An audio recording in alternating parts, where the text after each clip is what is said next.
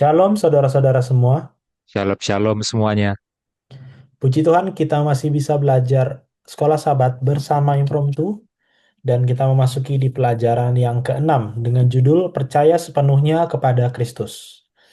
Seperti biasa sebelum kita mulai kita akan berdoa. Saya minta Mas Jansen pimpin dalam doa. Ya, mari kita berdoa. Bapa di surga, terima kasih Kau begitu baik. Engkau memberikan kepada kami kesehatan dan waktu untuk belajar. Kami mohon biarlah Engkau menuntun kami agar serius, berikan kami hikmat, karena tanpa tuntunanmu kami tidak dapat mengerti pelajaran ini.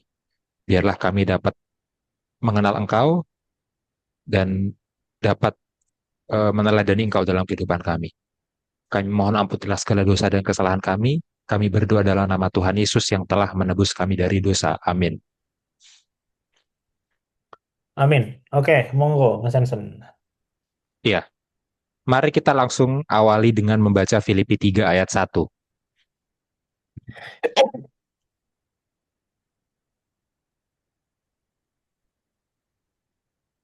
Ya, ayat 1. Akhirnya saudara-saudaraku bersukacitalah dalam Tuhan. Iya, ini aneh ya.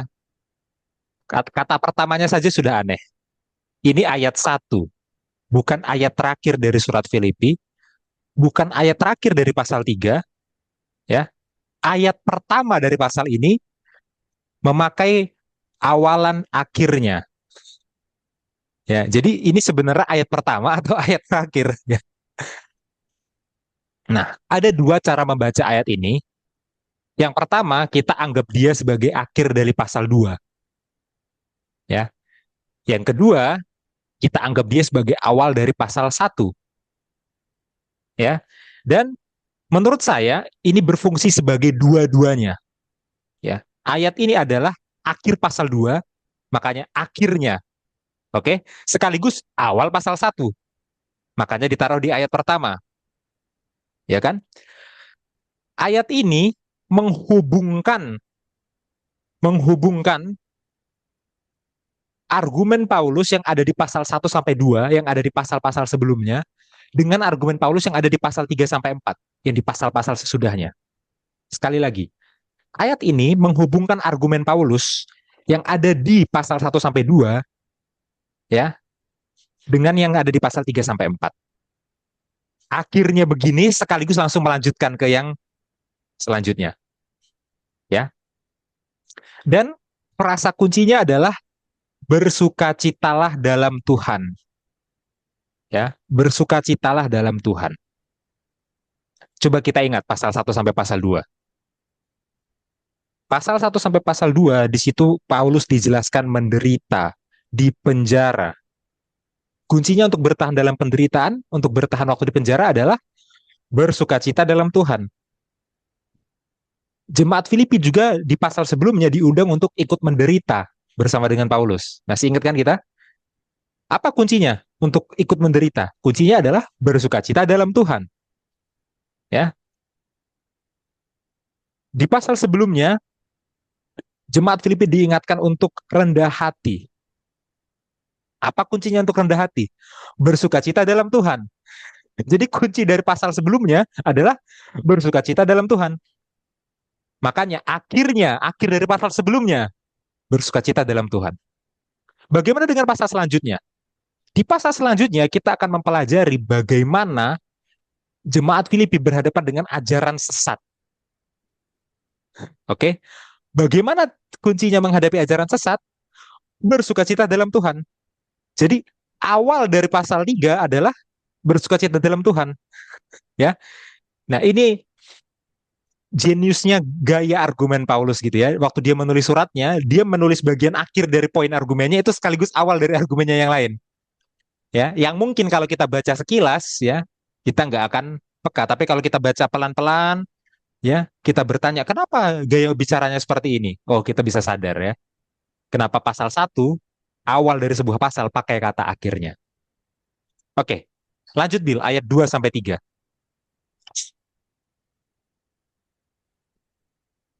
Oke, kebenaran yang sejati. Menuliskan hal ini lagi kepadamu tidaklah berat bagiku dan memberi kepastian kepadamu. Hati-hatilah terhadap anjing-anjing.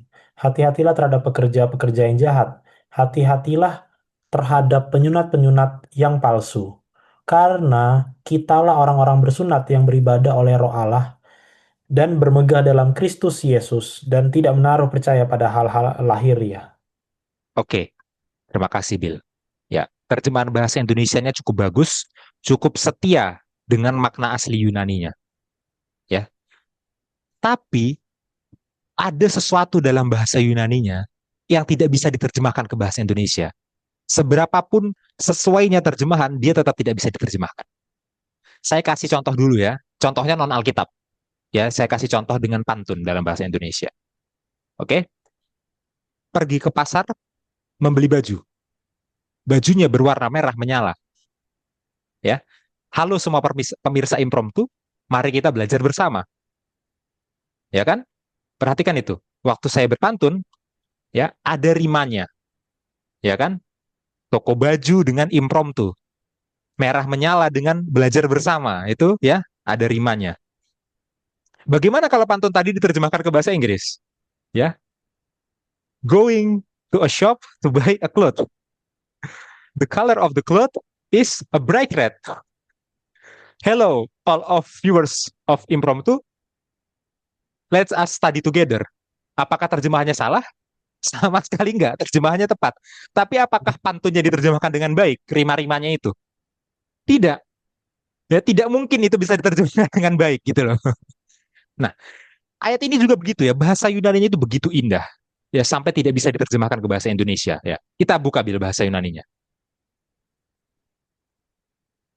Ya, disclaimer ya, level bahasa Yunani saya masih pra pemula, jadi pemula saja belum. Kalau Ibrani saya sudah bisa ya di level solid intermediate ya, tapi kalau Yunani belum. Jadi saya menerima masukan terkait pronunciation, grammar dan lain-lain.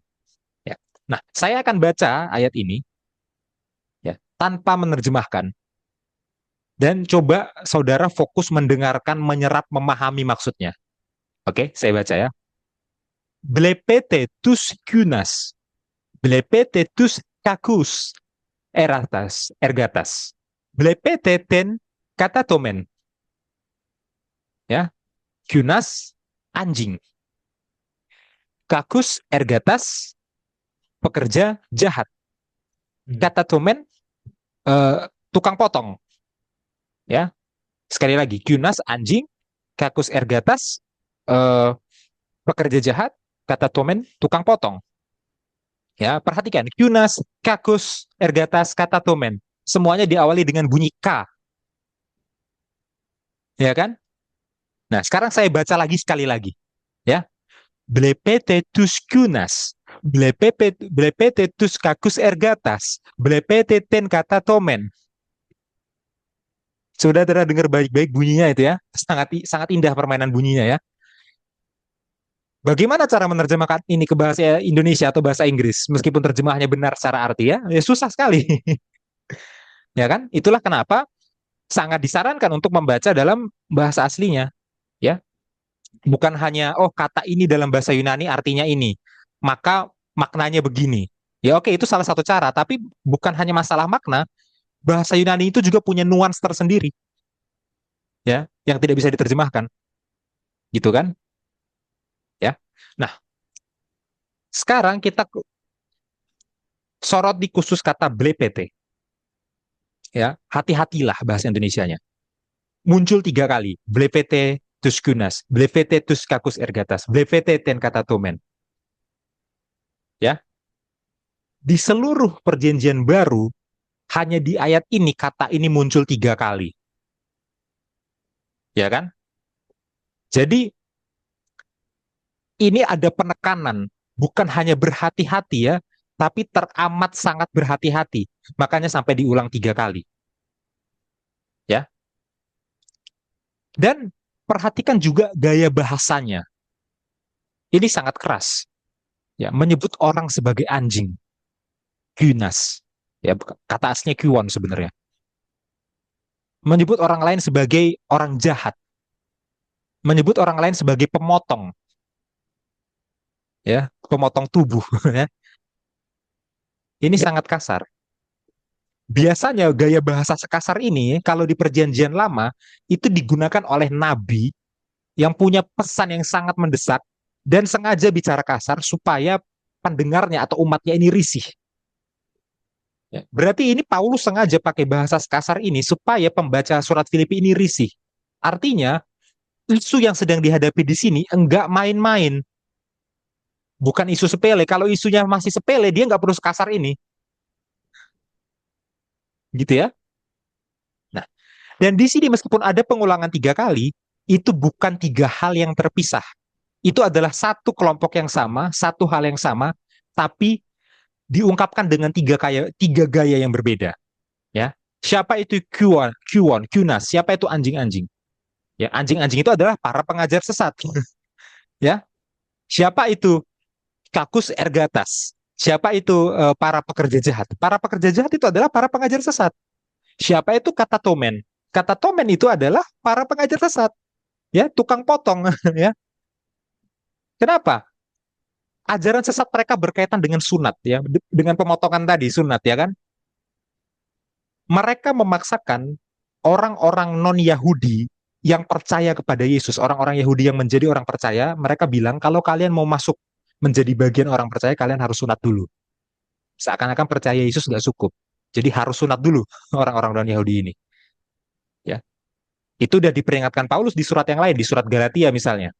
Ya, dan isu ini sebenarnya sudah pernah dibahas waktu para rasul berkumpul di Yerusalem di kisah para rasul 15 ya. Di situ mereka membuat konsili dan hasil konsilinya adalah sunat itu ya tidak wajib bagi orang non-Yahudi, bukan menjadi syarat bagi mereka untuk masuk ke dalam kumpulan orang-orang percaya enggak.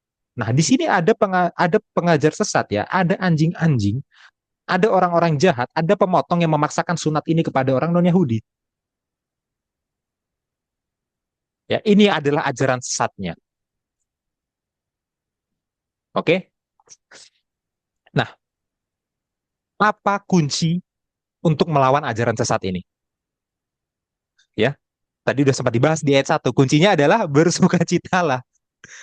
Ya, bukan hanya bersukacita biasa, bersukacita dalam Tuhan, bersukacita dalam Yesus. Harus paham bahwa keselamatan itu adanya di dalam Yesus. Sukacita itu adanya di dalam Yesus, bukan di dalam hal-hal lahiriah seperti sunat. Ya, kalau kita menggantungkan sukacita kita kepada Yesus, hal-hal lahiriah sudah tidak bermakna lagi. Dan ajaran palsu tentang sunat bisa selesai. Ya kan? Jadi sukacita itu bukan hanya masalah perasaan senang ya. Sukacita itu berbicara tentang kita menaruh rasa aman kita di mana, rasa tenang kita di mana, apakah di hal lahiriah seperti sunat atau di Yesus itu maksudnya sukacita kan? Ya. Dan frasa bersukacita lah ini adalah frasa khas perjanjian lama, khas Mazmur ya. Paulus sebagai seorang rabi yang sangat paham perjanjian lama tentu Mazmur itu di luar kepala ya. Nah, kita lihat Mazmur-Mazmur yang membicarakan tentang sukacita ya, meskipun tidak semua, kita ambil 2 saja. Ya, kita buka Bible Mazmur 32 ayat 11.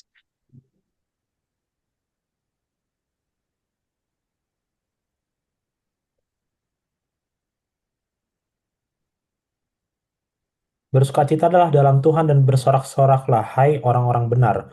Bersorak-soraklah, hai orang-orang jujur. Ya, di sini orang-orang benar ya disuruh oleh pemazmur untuk bersukacita dalam Tuhan. Ya, artinya sukacita itu bisa didapatkan atas apa yang Tuhan sudah perbuat bagi kita. Oh, Tuhan sudah menciptakan kita. Oh, Tuhan sudah menyelamatkan kita. Maka bersukacitalah. Ya. Lanjut Bil, ayat selanjutnya. Ya, Mazmur 33 ayat 1.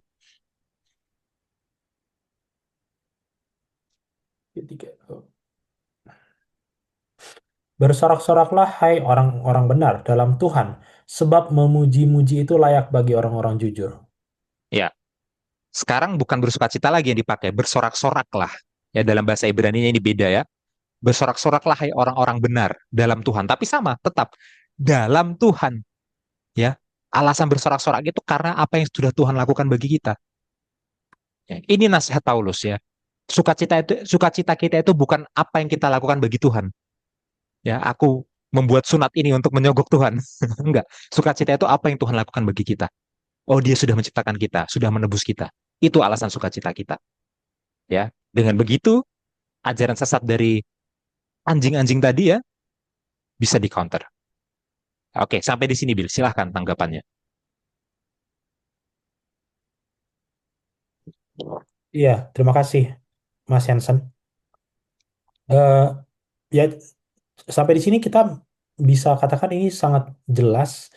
Tapi kalau saya mau lihat sedikit saja dari pelajaran ini adalah tentang bagaimana Paulus mengadres tadi ya para eh, apa namanya guru-guru sesat lah, ajaran sesat gitu ya, Hmm. dengan kata-kata yang kasar.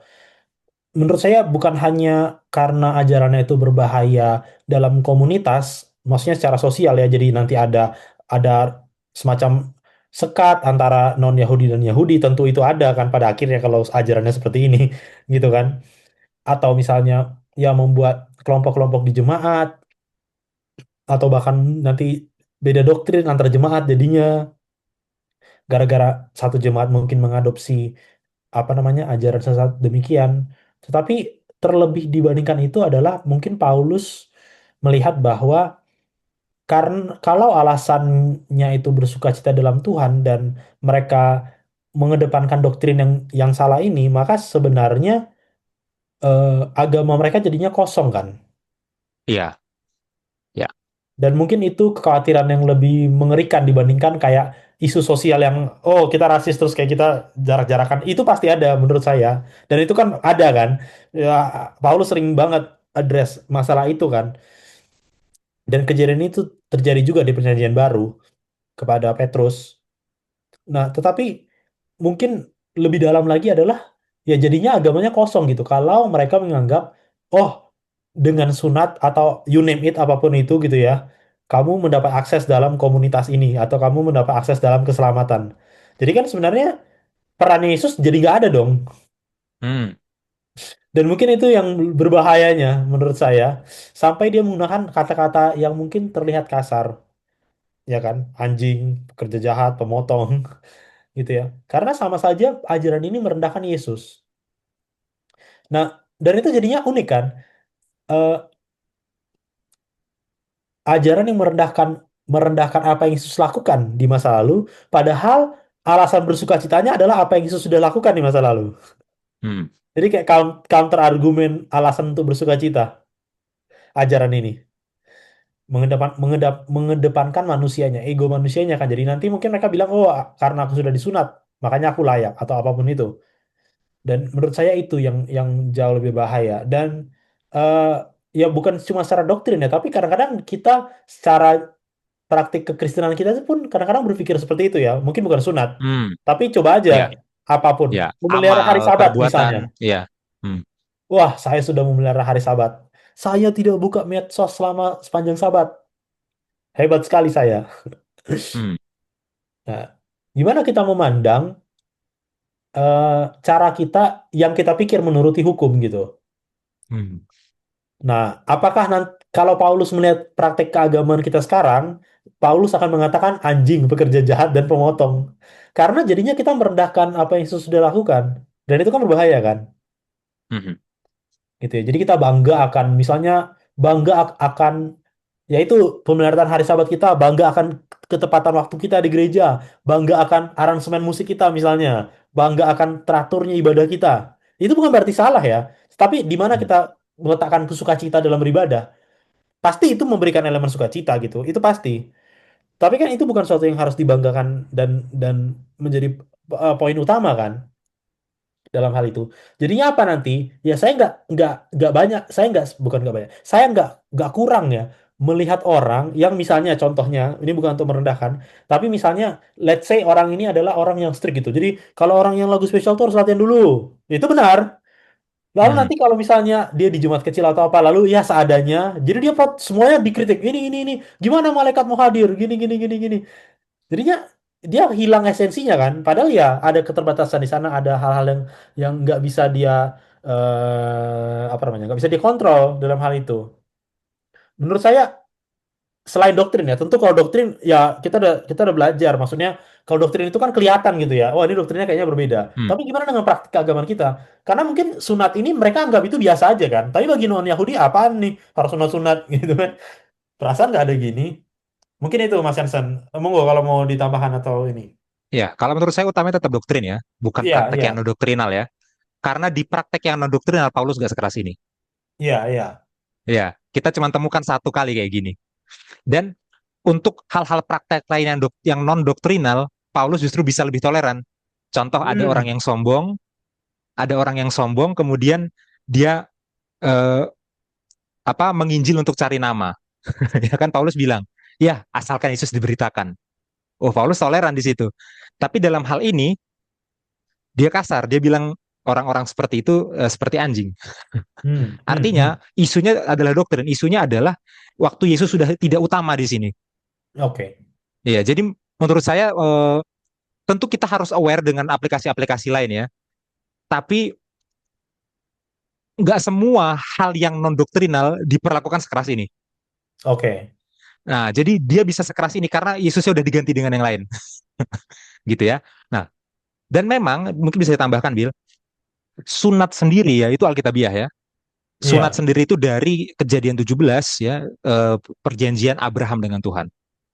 Ya, tapi sunat sendiri itu adalah tanda, tanda terhadap sesuatu yang terjadi di dalam pikiran, ya kan? Tanda lahiriahnya sunat, tapi bukan sunatnya itu sendiri yang utama, menjadi tanda apa yang ada dalam pikiran. Ya, pikirannya adalah pikiran yang taat kepada Tuhan, ya, pikiran yang bersyukur kepada Tuhan, gitu ya. Nah, lama kelamaan, ya, eh, orang Israel itu menganggap sunat sebagai inti dari perjanjian itu sendiri, bukan tanda lahiriah dari sesuatu yang di dalam pikiran, bukan. Tapi intinya adalah sunatnya itu sendiri, ya. Nah, artinya ada pergeseran makna, ya, sampai di titik semua orang percaya diwajibkan untuk sunat, ya. Sebenarnya apa sih kewajiban orang percaya? Ya percaya, percaya pada Yesus ya, itu, ya kan? Nah, jadi salah satu aplikasi juga yang baik ya, jangan Hmm, takut untuk membuat batas tegas terhadap ajaran sesat. Itu juga ya. Nah, jangan takut membuat batas tegas terhadap ajaran sesat. Nah, kadang-kadang kita juga takut-takut ya demi political correctness ya. Kita takut untuk menyebut salah sebagai salah. Nah, di sini kita harus berani menyebut salah sebagai salah ya. Tapi kalau masalah yang tadi Bill misalkan eh, lagu pujian latihan atau enggak ya, itu masalah kebijaksanaan, bukan doktrin ya. iya, iya, Bijaknya iya. latihan, kalau sumber dayanya ada sebaiknya latihan, tapi kalau situasinya tidak ideal, yang penting memuji Tuhan kan gitu. Itu bukan hal itu hal non doktrinal, meskipun penting juga ya gitu. Ada lagi Will tanggapan? Enggak, Oke, ada kutipan? enggak. Oke, kita lanjut ya. Kita baca ayat 4 sampai 6. Eh, 3. aduh.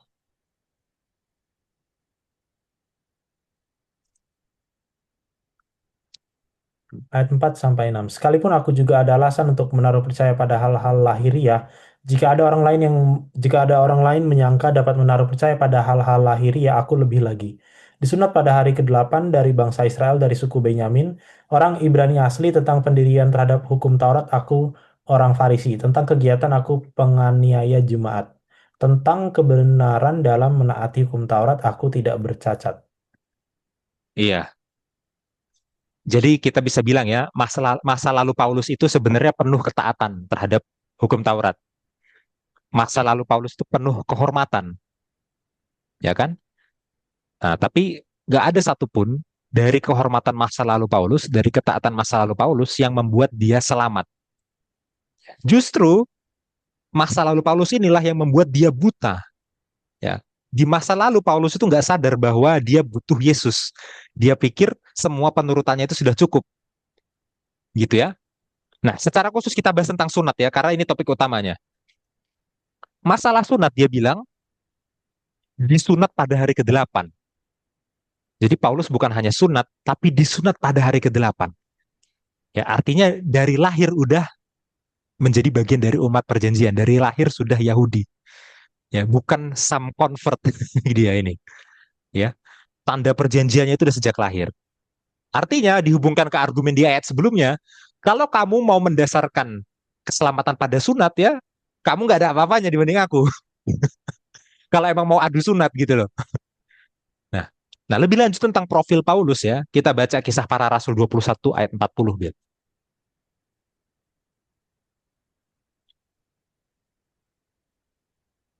40. Oh, sorry.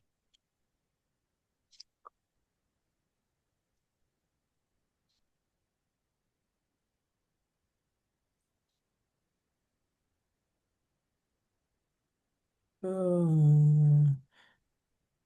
Sesudah Paulus diperbolehkan oleh kepala pasukan, pergilah ia berdiri di tangga dan memberi isyarat dengan tangannya kepada rakyat itu. Ketika suasana sudah tenang, mulailah ia berbicara kepada mereka dalam bahasa Ibrani, katanya. Ya, ini konteksnya waktu Paulus di Yerusalem ya, dan dia berbicara dengan para penatua di Yerusalem. Ini konteksnya ya. Nah, kita tadi sudah baca di surat Filipi, oh bahasa Yunaninya Paulus tinggi sekali. Ya, dia menyampaikan argumen itu sampai ada rimanya. Ya, tentu saja ya, karena dia adalah Yahudi diaspora. Dia lahirnya bukan di Israel, dia lahirnya di wilayah Yunani. Jadi bahasa Yunaninya bagus. Ya, pertanyaannya, dia ini Dale atau enggak? Ya, seperti saya adalah orang Batak, ya, lahir di Bandung, besar di Blora, ya, kemudian berkuliah di Jogja, sekarang tinggalnya di Tangerang.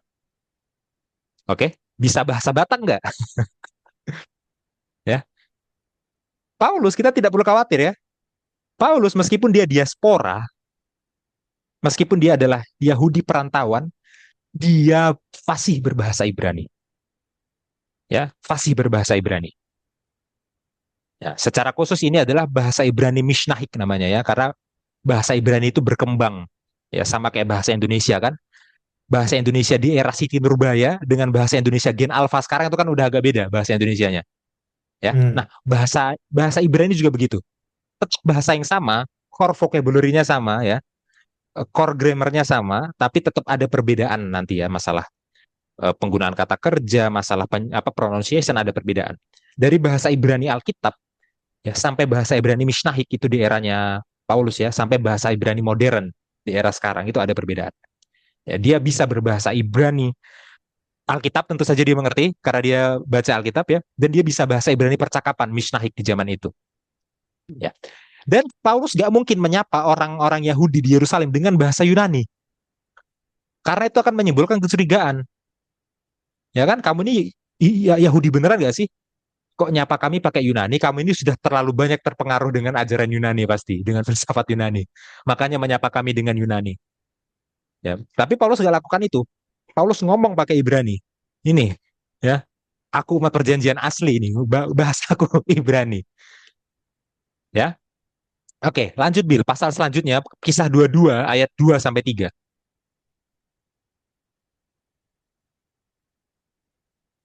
Bisa.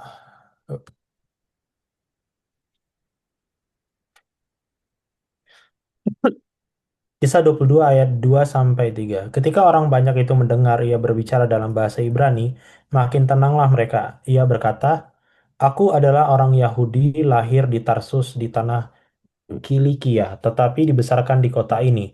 Dididik dengan teliti di bawah pimpinan Gamaliel dalam hukum nenek moyang kita, sehingga aku menjadi seorang yang giat bekerja bagi Allah sama seperti kamu semua pada waktu ini."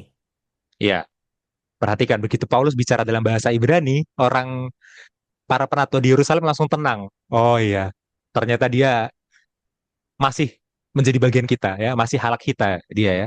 Nah, dikatakan di situ Paulus itu orang Yahudi, lahirnya di Tarsus, di tanah Kilikia. Jadi dia Yahudi, tapi lahir di tanah Yunani. Tapi dibesarkan di kota ini, dibesarkan di Yerusalem. Artinya, ada satu momen di hidup Paulus di mana dia pulang kampung ke Yerusalem. Oke, lahirnya di luar Israel, di Tarsus, tapi pulang kampung ke Yerusalem.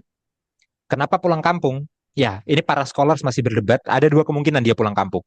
Yang pertama adalah karena orang tuanya pulang kampung ke Yerusalem, jadi dia ikut. Atau yang kedua, orang tuanya tetap di Tarsus, dia emang dikirim ke Yerusalem untuk sekolah agama, untuk alasan pendidikan. Ya, lanjutkan. Dia dididik dengan teliti di bawah pimpinan Gamaliel. Oke, jadi selama di Yerusalem, di masa mudanya ya, Paulus itu dididik oleh Gamaliel. Ya, siapa Gamaliel?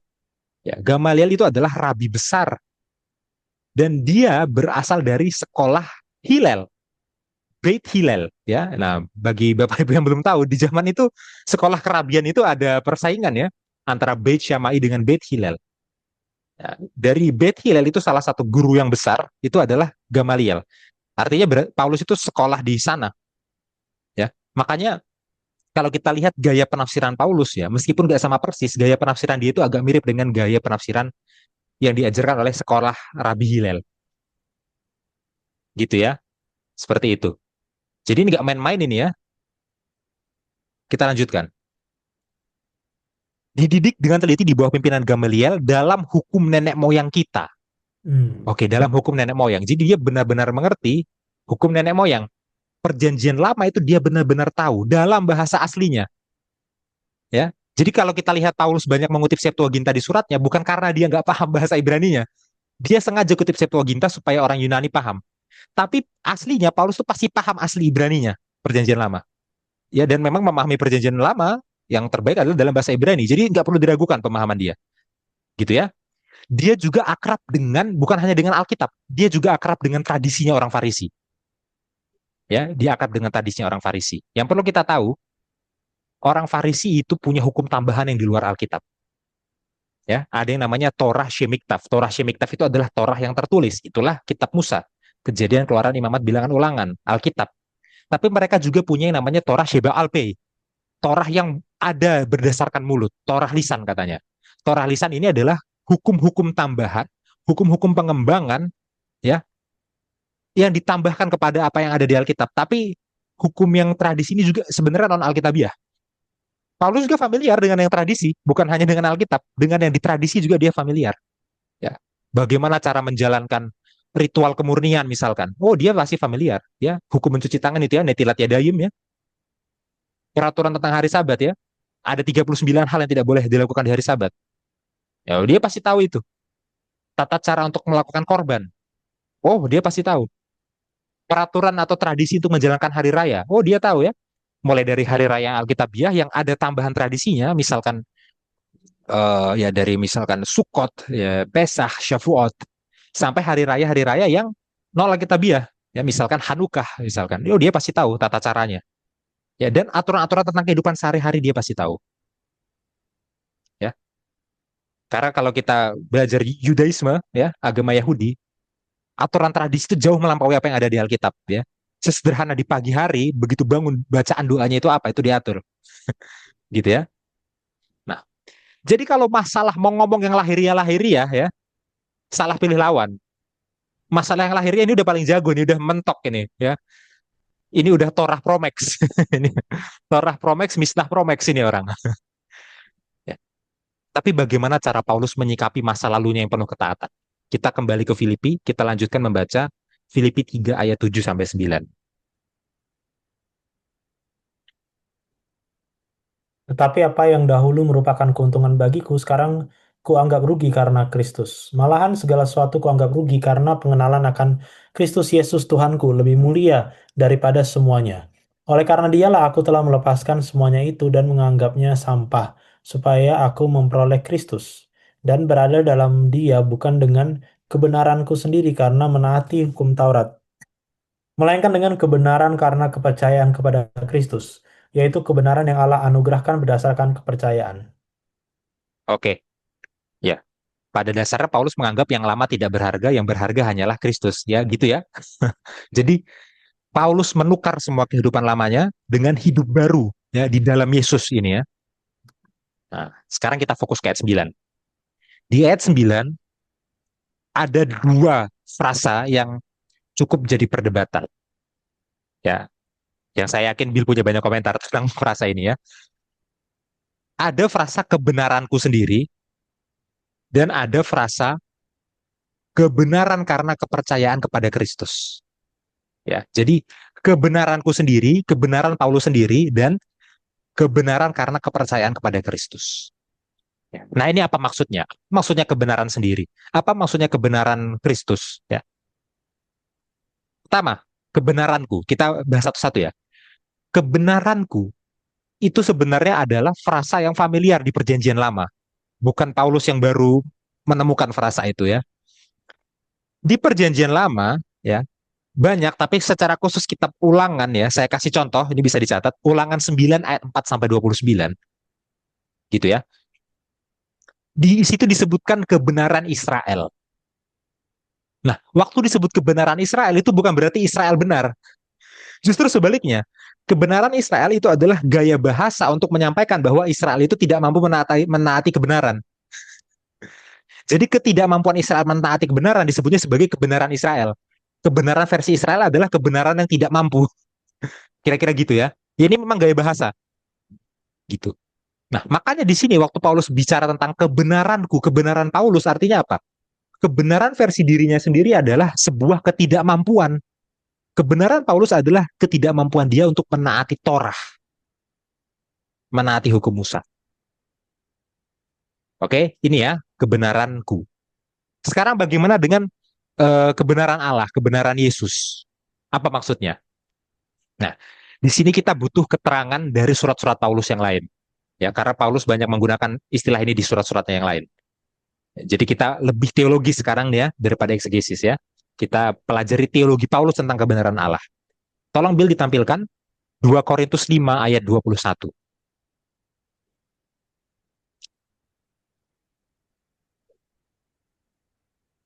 2 Ya, Korintus. ya betul. 2 Korintus 5 ayat 21. Dia yang tidak mengenal dosa telah dibuatnya menjadi dosa karena kita supaya dalam dia kita dibenarkan oleh Allah. Oke, kita dibenarkan oleh Allah ya. Jadi digunakan di sini kebenaran Allah. Ya, di sini lihat kata-katanya Paulus ya di surat yang kepada jemaat Korintus ini. Ya, dia yang tidak mengenal dosa dibuat menjadi dosa. Siapa itu yang tidak mengenal dosa? Yesus. Berarti Yesus yang tidak mengenal dosa dibuat menjadi dosa. Apakah Yesus berdosa? Enggak, Yesus gak pernah berdosa seumur hidupnya. Apakah Yesus punya kecenderungan berbuat dosa? Itu perdebatan lain, tapi Bill percaya tidak. Ya kan? Tapi Yesus yang tidak mengenal dosa, tidak pernah berbuat dosa, dibuat menjadi dosa. Maksudnya adalah dia dianggap berdosa meskipun tidak berbuat dosa. Sekali lagi, Yesus yang tidak pernah berbuat dosa, dianggap berdosa untuk menggantikan kita. Berarti sebaliknya, kita bisa ambil kesimpulan, kita yang berdosa dianggap jadi tidak berdosa. Ya, berarti kebenaran Allah itu apa? Dibenarkan oleh Allah itu apa? Dibenarkan oleh Allah itu adalah orang berdosa dianggap jadi tidak berdosa oleh Allah. Kebenarannya Allah dipakaikan ke orang berdosa supaya orang berdosa ini dianggap tidak berdosa. Itu kebenaran Allah. Ya, lanjut ya. Nggak mungkin kita nggak buka surat ini. Roma 3 ayat 21 sampai 26.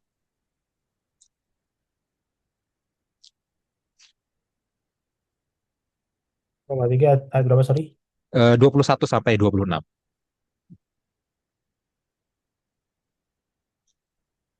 Roma 3 ayat 21 sampai 26. Tetapi Hmm. sekarang tanpa hukum Taurat kebenaran Allah telah dinyatakan.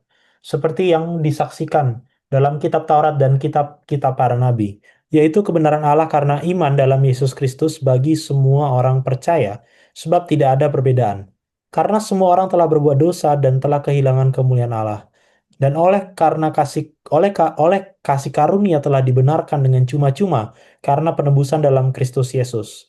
Kristus Yesus telah ditentukan Allah menjadi jalan pendamaian karena iman dalam darahnya. Hal ini dibuatnya untuk menunjukkan keadilannya, karena ia telah membiarkan dosa-dosa yang telah terjadi dahulu pada masa kesabarannya. Maksudnya ialah untuk menunjukkan keadilannya pada masa ini, supaya nyata bahwa ia benar dan juga membenarkan orang yang percaya kepada Yesus. Iya, cuman 5 ayat ini aja teologinya udah sangat berat ya. Dan ini harus diakui susah dipahami.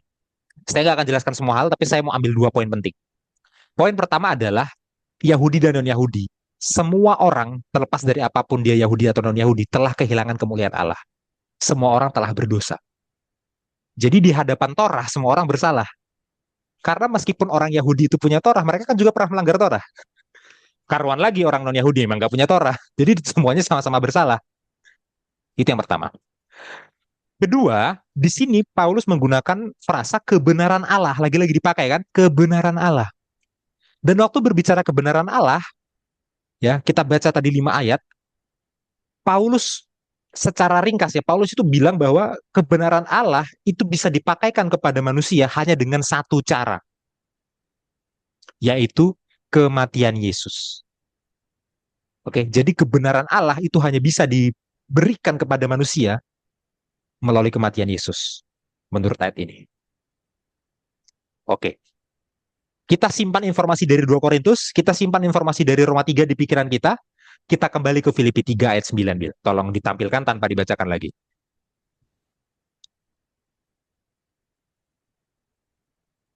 Ya. Yap. Nah, berarti apa maksudnya kebenaran Allah di sini? Kita gabung aja semua definisi tadi kan. Berarti kebenaran Allah adalah manusia yang berdosa dianggap benar melalui kematian Yesus. Iya kan? Kita gabungkan kan definisinya kan? Ya, memang teologi itu seperti itu ya. Dia sporadis ya, tersebar di berbagai ayat baru kita cari benang merah kan, bukan eksegesis ya. Sekali lagi, berarti kebenaran Allah itu adalah Allah yang benar, kebenarannya dipakaikan ke manusia berdosa, sampai manusia berdosa ini dianggap benar, dan itu dimungkinkan melalui kematian Yesus. Ya, tentu penjelasan lebih detailnya bisa ya, tapi karena penghematan waktu kita jelaskan sampai di sini aja. Sekarang kita kembali lagi ke argumennya Paulus. Argumennya Paulus adalah kebenaran dia sendiri diperlawankan dengan kebenaran Allah. Berarti apa maksudnya? Kebenarannya, ketidakmampuannya untuk menurut Torah, ya, kebenaran versi Paulus itu adalah ketidakmampuannya untuk menurut Torah, itu bukan menjadi pegangan dia sekarang. Tapi yang menjadi pegangan Paulus sekarang adalah kebenaran yang datangnya dari penebusan Allah itu. Ya, bukan lagi penurutannya terhadap Taurat. Kenapa? Karena kalau berbicara penurutan terhadap Taurat, sesempurna apapun Paulus, Paulus pasti gagal menuruti Taurat. Standar Taurat itu terlalu dalam dan terlalu tinggi daripada apa yang bisa Paulus lakukan. Di hadapan Torah, Paulus pasti bersalah. Kalau dia mau pakai kebenaran versinya dia sendiri, ketaatan pada Torah pasti gagal. Tapi dalam kebenaran Yesus, dia ditebus melalui kematian Yesus, dia dibenarkan berdasarkan kebenaran Yesus. Sekarang itu standar keselamatan Paulus. Ya, sekarang pertanyaan kita ya, apa standar kebenaran kita? Dan ini sejalan dengan yang Bill bilang tadi di awal ya. Di mana kita letakkan kebanggaan kita dan rasa aman kita ya kan? Tadi Bill bilang ya, dalam hal pelayanan musik, dalam hal ini, dalam hal itu. Ya, singkatnya gini, apakah kita menaruh keselamatan kita, ketenangan kita, keamanan kita itu pada apa yang kita lakukan? Oh, karena aku sudah melakukan ini, maka aku selamat. Atau kita menaruh ketenangan kita, keamanan kita itu bukan pada apa yang kita lakukan, tapi apa yang terhadap apa yang Tuhan lakukan bagi kita. Bukan karena aku sudah berbuat, maka aku selamat, enggak. Tapi karena Tuhan sudah mati, Tuhan sudah menebus, maka aku selamat. Yang mana? Rasa aman kita. Ya. Oke, sampai di sini, Bill. Silahkan tanggapannya. Ya. Atau Bill mau bahas dari Roma 7 juga, boleh. Aduh, jangan. Nanti malah lebih panjang lagi. Iya, aku mau kasih satu kutipan ya. Baik, ini ada satu kutipan, ada di sekolah sahabat kita juga. Dia yang telah dari surga dapat bicara tentang surga dan dengan tepat menyampaikan hal-hal yang berharga di surga, yang ia telah tandai dengan gambar dan namanya. Dia mengetahui bahaya yang mengancam mereka yang hendak diangkatnya dari kehinaan dan ditinggikan hingga berada di sisinya, di atas tahtanya. Dia menunjukkan bahaya dari melimpahkan rasa sayang kepada hal-hal yang tidak berguna dan berbahaya. Dia berusaha mengalihkan pikiran kita dari hal-hal duniawi kepada hal-hal surgawi, agar kita tidak membuang-buang waktu, bakat, dan kesempatan pada hal-hal yang sama sekali sia-sia. Ellen G. White dalam Advent Review and Sabbath Herald. Menyambung tadi conversation kita ya Mas Hansen dan tadi statement terakhir dari Mas Hansen. Eh,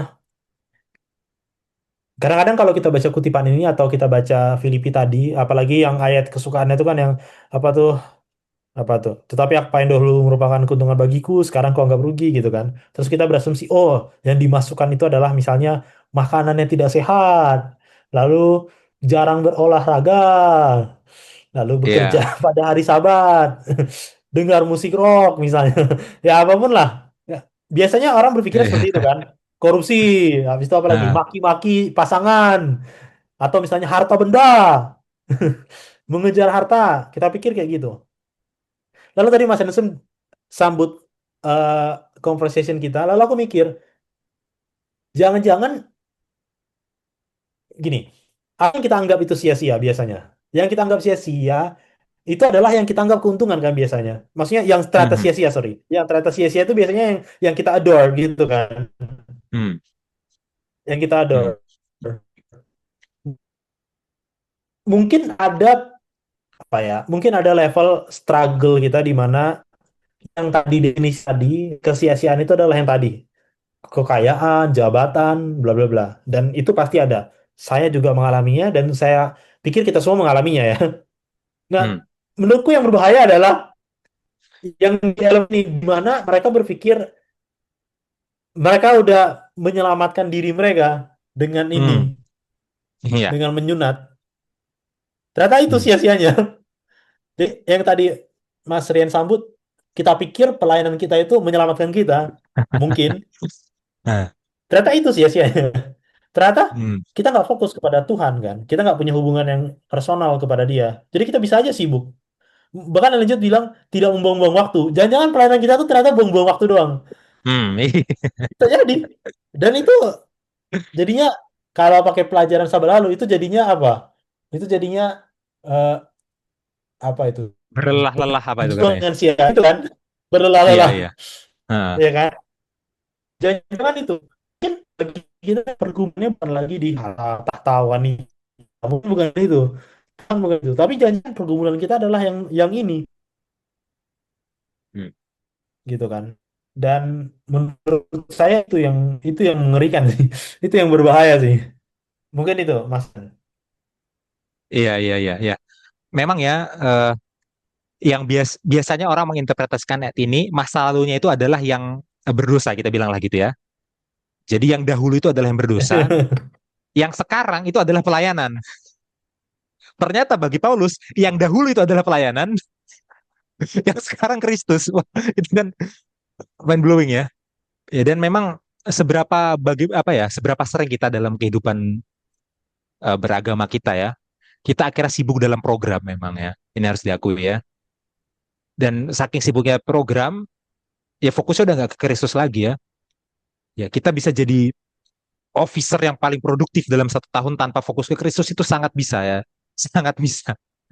Gitu. Jadi ya kita harus hati-hati memang.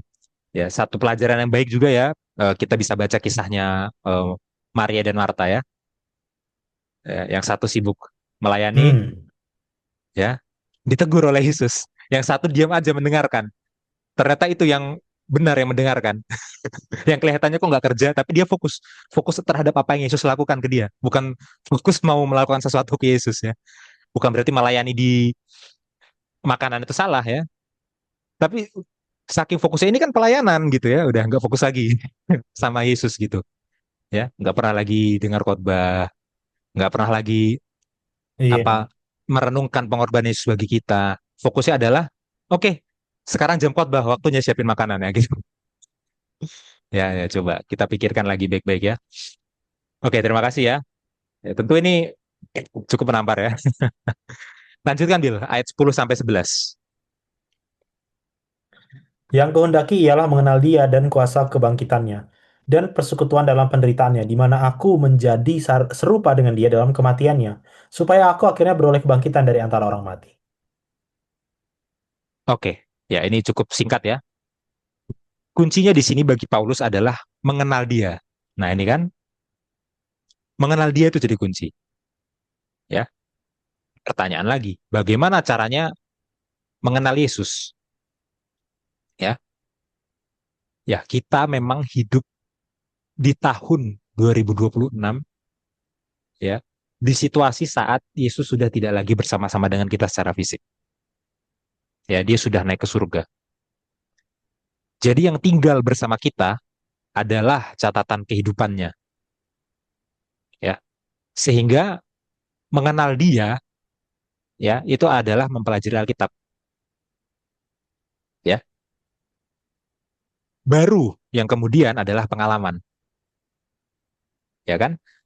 Karena eh, yang ditulis oleh Alkitab, ya, itu adalah wahyu khusus, ya kan? Wahyu khusus yang tidak dapat salah tentang siapa itu Yesus. Dalam pengalaman kita bisa salah paham tentang siapa itu Yesus kalau tidak diutamakan dulu dari apa yang tertulis di Alkitab. Jadi mengenal dia, utamanya mengenal dia itu dari mana? Membaca Alkitab, merenungkan Alkitab, ya, dan menghidupkannya. Dan memang harus diaplikasikan ke pengalaman. Ya, itu langkah selanjutnya. Memang harus. Nah, tapi yang perlu kita garis bawahi juga, jangan itu semua digantungkan pada kemampuan sendiri. Ya kan? Oh, mempelajari Alkitab terus merasa paham sendiri. Ya kan?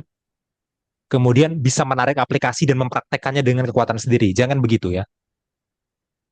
Imbangi, bahkan ini justru kuncinya untuk bisa memahami juga ya, adalah dengan tuntunan Roh Kudus. Iluminasi pencerahan dari Roh Kudus ya. Roh Kuduslah yang mengajari kita supaya mengerti Alkitab. Roh Kuduslah yang mengajari kita supaya bisa mengambil kesimpulan yang benar dari Alkitab ke kehidupan sehari-hari. Roh Kuduslah yang mengajari kita untuk mempraktekkan itu dalam kehidupan sehari-hari dengan sukses. Ya, itu. Nah, kemudian setelah mengenal dia disebutkan juga oleh Paulus mengenal kuasa kebangkitannya. Nah, apalagi nih mengenal kuasa kebangkitan Yesus maksudnya. Ya, ini simbolisme ya saudara, ini simbolisme. Di Roma 6, kebangkitan itu disimbolkan melalui ritual baptisan ya, dan aplikasinya itu ke kehidupan. Oke, kita mulai dari kebangkitan dulu. Di kebangkitan, Yesus itu mati lalu bangkit, gitu ya. Yesus mati mengalahkan kematian lalu bangkit. Dalam baptisan, simbolnya adalah waktu kita dimasukkan ke air, kita mati bersama Yesus, mati dari hidup lama kita. Waktu kita dikeluarkan dari air baptisan, itu artinya kita hidup baru bersama Yesus. Itu baptisan. Aplikasinya dalam kehidupan kita adalah kita harus mati dari kehidupan lama kita dan bangkit dalam hidup baru bersama Yesus. Ya, sambil menunggu kebangkitan yang sejati pada kedatangan yang kedua. Oke, jadi dari kebangkitan Yesus disimbolkan melalui baptisan, dihidupkan dalam kehidupan sehari-hari, diharapkan sampai kedatangannya yang kedua. Jadi yang kita harapkan adalah mengenal dia dan mengenal kebangkitannya. Iya, karena kalau mengenal kebangkitannya, hidup lama kita mati, hidup baru kita yang ada dalam Yesus, dan kita bangkit juga nanti untuk masuk surga. Ini kebangkitannya. Lalu ada lagi di ayat berapa itu? Masih di ayat 10, persekutuan dalam penderitaannya. Ya, persekutuan dalam penderitaannya. Ini juga ya poin pentingnya. Kalau kalau di dalam dunia ini kita mengalami penderitaan, ya Yesus itu sudah menderita lebih dulu dan lebih lagi levelnya. Ya. Maka bersekutu dalam penderitaan Yesus itu maksudnya apa? Menganggap penderitaan kita ini sebagai cara kita untuk merasakan, oh begini ya yang Yesus alami, kira-kira.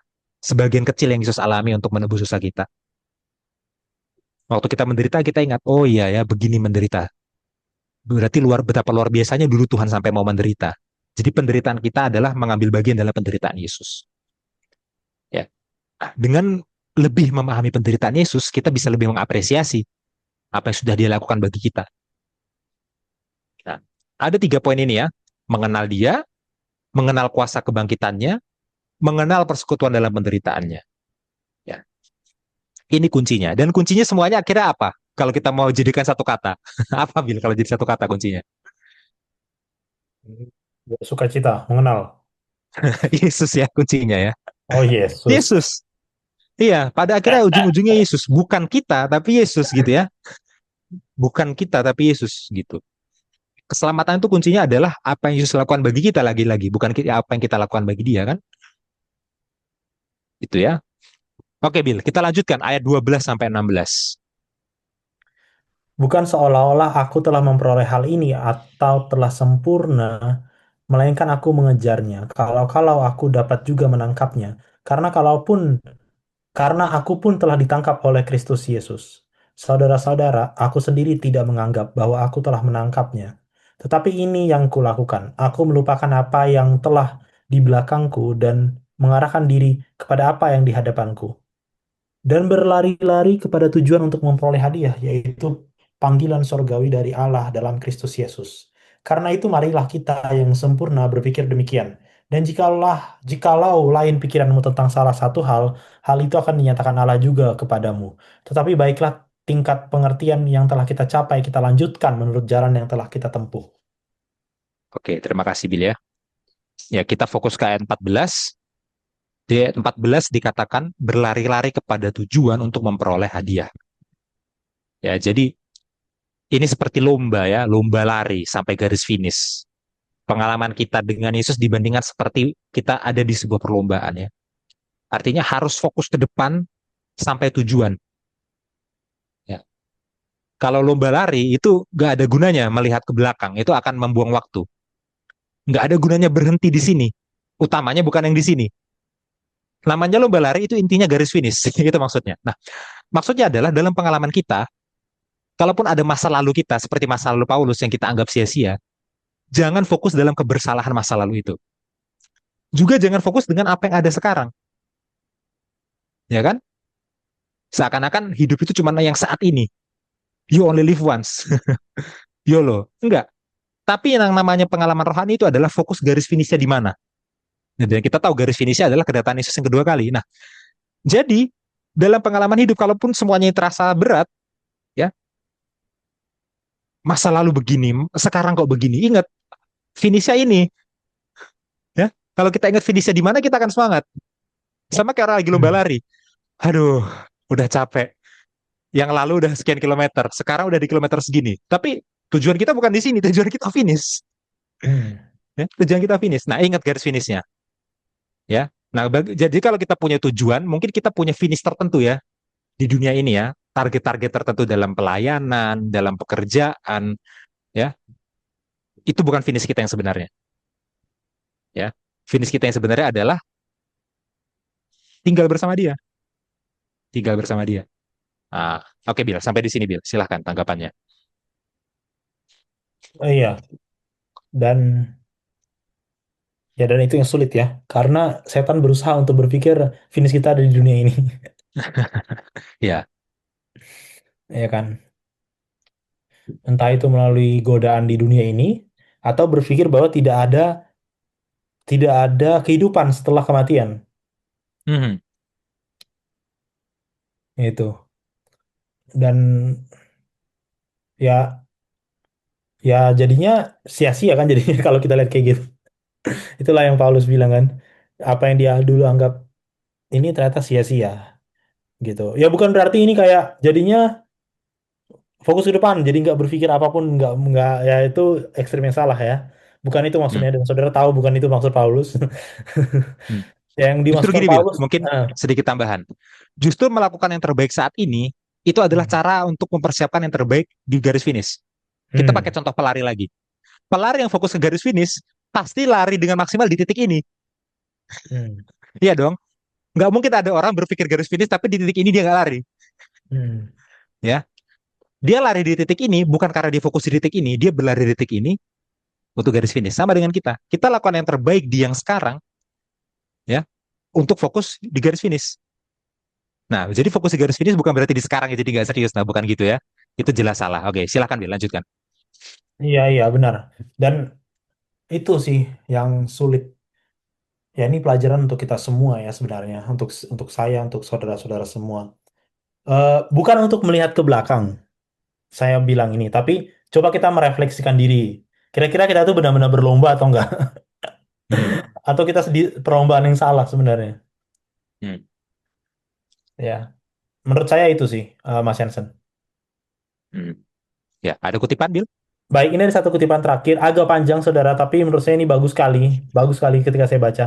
Hmm. Ini dari Conflict and Courage ya, saya terjemah bebas.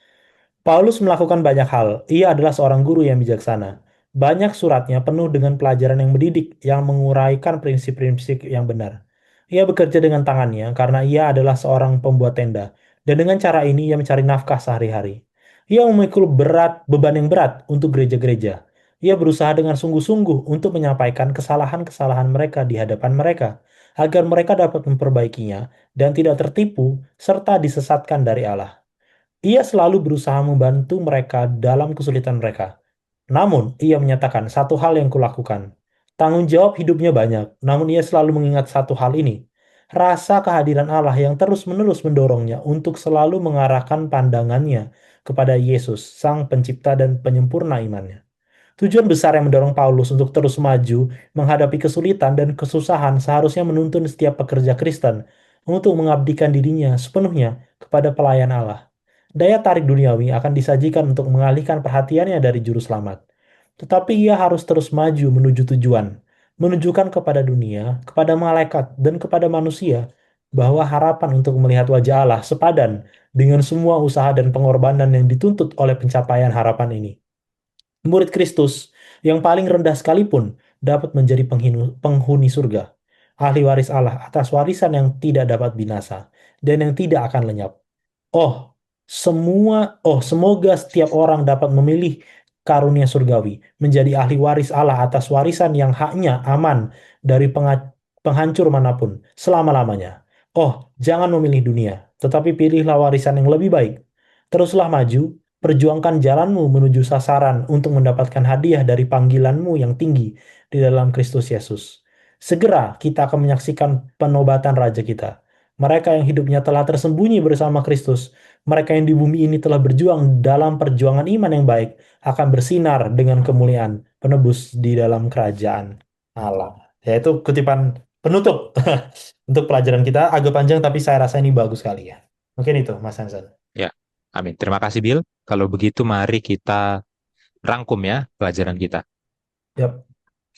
Ya, dari Filipi 3 ayat 1 ya, di situ Paulus menghubungkan pasal sebelumnya, ya pasal 1 sampai 2 dengan pasal 3 sampai 4. Ya, kunci dari pasal sebelumnya adalah bersukacita dalam Tuhan. Kunci dari pasal selanjutnya adalah bersukacita dalam Tuhan. Gitu ya. Nah, kemudian di ayat 2 ya, masih poin nomor 1 ya, di ayat 2 Paulus menyampaikan teguran yang keras terhadap pengajar sesat yang ada di Filipi. Ya, kalau memungkinkan, tolong bacakan teks Yunaninya. Ya, bukan dijelaskan, dibacakan. Ya, karena rimanya hanya bisa didapatkan kalau dibacakan ya. Oke.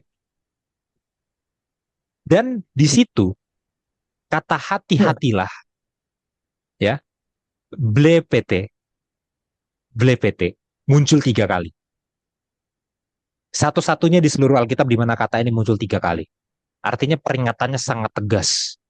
Ya, dan lebih gilanya, pengajar-pengajar sesat ini disebut sebagai anjing, manusia jahat, para pemotong. Ya, artinya ada masalah yang sangat serius di sini sampai Paulus harus memberikan peringatan yang sekeras ini. Ya. Tapi kuncinya apa sih? Kuncinya supaya bisa menghadapi ajaran sesat ini, ya kembali ke ayat 1 tadi ya, kuncinya adalah bersukacita di dalam Tuhan, di dalam Yesus. Artinya, semua rasa aman, semua rasa tenang itu didapatkannya bukan di hal lahiriah, tapi di dalam Yesus. Ya, itu kuncinya. Oke, masuk poin nomor 2, Bill. Di poin nomor 2, di ayat 4 sampai 6 ya, Paulus menceritakan masa lalu dia itu yang penuh ketaatan ya dan kehormatan. Ya kan? Orang Israel sejak lahir disunat dari hari ke-8, bisa bahasa Ibrani, ya. Muridnya Rabi besar Gamaliel dari sekolah Beit Hillel, sangat mengerti hukum Taurat dan sangat mentaati hukum Taurat. Ya, perfect. Sempurna. Itu. Tapi di ayat 7 sampai 9, Paulus bilang itu tidak ada apa-apanya dan dia tukar semuanya untuk hidup baru dalam Yesus. Kenapa? Di situ dia pakai dua hal ya. Ada kebenaran sendiri. Kebenaran sendiri itu artinya adalah ketidakmampuan diri sendiri untuk mentaati. Ya. Seberapa benernya kamu, ya tidak mampu gitu maksudnya kan. Ada kebenaran Yesus. Kebenaran Yesus itu adalah kebenaran Tuhan yang dipakaikan ke manusia yang berdosa sampai manusia yang berdosa ini dianggap benar dan itu terjadi karena kematian Yesus. Paulus pilih yang mana? Ya Paulus jelas pilih kebenaran Yesus. Karena kebenarannya sendiri itu adalah kegagalan. Di hadapan Torah dia pasti bersalah. Ya, tapi dalam kebenaran Yesus dia dibenarkan melalui kematian Yesus. Itu ya. Nah, aplikasinya bisa ditanyakan ke kita ya. Di mana kita tempatkan rasa aman kita, jaminan kita, rasa tenang kita terhadap keselamatan. Apakah semakin kita berusaha justru semakin kita merasa selamat? Ya itu sia-sia sebenarnya. Semakin pelayanan ya, semakin bikin channel YouTube impromptu ya, semakin merasa aman. Oh enggak, keamanan itu bukan di apa yang kita perbuat, tapi apa yang Yesus buat bagi kita, keselamatan ya, penebusan. Itu poin nomor 3. Poin nomor 4 ayat 10 sampai 11 ya. Di situ Paulus bilang 3 hal. Yang pertama pengenalan terhadap Yesus ya. Tentu saja mengenal Yesus utamanya adalah dari wahyu khusus ya, yaitu Alkitab. Di situ kita bisa melihat, membaca langsung catatan kehidupan Yesus ya, yang tidak dapat salah. Ya, tentu juga harus dihubungkan dengan pengalaman, tapi pengalaman ini wahyu umum, sekunder ya. Ya, harus yang utama itu wahyu khusus. Itulah cara mengenal Yesus. Melalui Alkitab, utamanya melalui pengalaman level keduanya, level di bawahnya. Ya, dan itu hanya bisa terjadi kalau dimampukan oleh Roh Kudus. Itu mengenal Yesus. Lalu ada juga mengenal kebangkitannya. Apa maksudnya mengenal kebangkitannya? Mengenal kebangkitannya adalah mati dalam hidup lama ya dan masuk dalam hidup baru bersama Yesus sambil menantikan kebangkitan yang kedua kali. Itu. Yang ketiga ada persekutuan dalam penderitaannya. Artinya apa? Dalam penderitaan hidup kita, kita menganggap itu sebagai sebuah refleksi. Oh, begini rasanya menderita. Berarti bayangkan betapa Yesus dulu menderitanya lebih dari kita. Ya, Tuhan sendiri menjadi manusia dan menderita demi kita. Ya. Jadi penderitaan kita adalah menjadi bagian berpartisipasi dalam penderitaan Yesus. Nah, dengan begitu kita lebih mengapresiasi penebusan Yesus ya. Itu. Itu poin nomor 3. Lalu poin nomor 4 berbicara tentang tujuan akhir ya, ayat 12 sampai 16 ya. Tujuan akhirnya kemana? Ya. Introspeksi dari masa lalu bagus, tapi jangan larut dalam kesalahan masa lalu ya. Itu bisa bikin mental itu down dan kita nggak akan bisa berprogres lagi. Ya kan? Tuhan sudah menebus kita, kita harus tahu itu ya. Semua masa lalu kita yang buruk itu Tuhan sudah tebus. Jangan juga fokus hanya di masa sekarang. Ya seakan-akan semua tujuan kita itu ada di hidup yang ini. Enggak. Finishnya ada di mana? Kita harus ingat finishnya ada di kedatangan Yesus kedua kali, surga. Ya yang mana surga itu akhirnya nggak ada finish ya kan, kekekalan kan gitu ya. Nah, jadi apa yang kita lakukan sekarang? Kalaupun kita berlari sekencang mungkin sekarang, itu tujuannya bukan demi yang sekarang, tapi demi garis finishnya. Ya, jangan lupakan pengharapan itu sebenarnya poin utama. Jangan hilang pengharapan dan hanya fokus dengan hal-hal yang sekarang ya. Jangan pernah lupa Advent itu apa? Apa yang dinantikan ya dalam nama Advent itu. Oke, sampai di sini Bill. Silahkan ada tanggapan terakhir. Tidak ada. Ya, ini pelajaran yang sangat bagus untuk kita supaya kita bisa mengerti dan kita bisa lakukan ya, karena itu yang sulitnya untuk kita laksanakan ya. Apalagi kan tujuan akhir ini kan berbicara tentang apa ya? Tujuan hidup lah istilahnya, arah hidup, tujuan hidup, motivasi hidup. Itu kan subjektif sekali berbagi orangnya. Tapi di sini Paulus nggak peduli ya. Kamu mau nyanyinya fals atau nggak nyanyinya fals, tujuanmu surga. Jadi itu Hmm. kayak everything that you do, semua talenta bakat itu doesn't even matter gitu ya. Karena tujuan akhirnya itu surga. Dan itu malah good news, artinya semua orang bisa ke sana. Semua orang bisa dilatih dalam perlombaan hidup untuk menuju ke sana gitu ya. Dan itu ya, itu menurut saya pesannya untuk kita ya, pandang pada Yesus ya. Mungkin itu dari saya, Mas Henson, ada lagi? Ya, cukup cukup. Oke, kita akan tutup saudara-saudara. Saya akan pimpin kita dalam doa. Mari kita bersatu dalam doa. Bapa kami di surga, terima kasih atas berkat-Mu. Kami sudah selesai belajar sekolah Sabat. Bantu kami untuk bisa mengerti firman-Mu dan bisa melakukannya. Berkati guru-guru yang akan mengajar Tuhan, berikan mereka hikmat dan kuasa supaya boleh menerangkan dengan baik. Terima kasih Bapa di surga, dalam nama Tuhan Yesus kami berdoa. Amin. Amin, amin, amin. Baik. Shalom saudara-saudara semua. Shalom, shalom semuanya.